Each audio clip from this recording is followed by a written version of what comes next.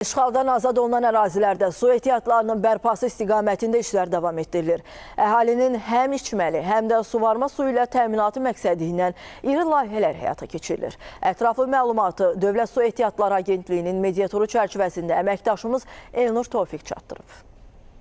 İşğal dönəmində su təmizləyici qurğular kompleksləri primitiv şəkildə istismar olunub, hidroqurğular dağıdılıb, məhv edilib. Onların çoxu, belə deyək, istismar olunmayıb, dağıdılıb, qarət olunub. Amma böyük qayıdışdan sonra, yəni zəfərimizdən sonra ki, artıq torpaqlarımız azaddır, böyük qayıdışdan sonra bu qurğuların da fəaliyyəti tam təmin olunub və bu qurğular ümumiyyətlə hansı qaydada istifadə olunur, azad ərazilərimizdə nə qədər qurğular var, bunlar nədən ötürü nəzərdə tutulub? Bununla bağlı qonağımız var.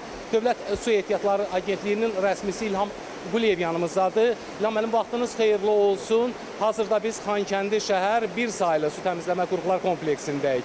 Ümumiyyətlə, azad ərazilərimizdə qurğuların fəaliyyəti nə yerdədir? İşğaldan sonra bütün ərazilərdə Dövlət Su Ehtiyatları tərəfindən bu quruların əksəriyyəti əsaslı təmir olunub. O cümlədən Xankəndi şəhərində də, Şuşa şəhərində də, digər azad olunan bütün şəhərlərimizdə belə bir quruların əsaslı təmiri və yaxud yenidən tikilməsi həyata keçirilir. Hal-hazırda biz Xankəndində bir nömrəli su təmizləyici qurğudayıq.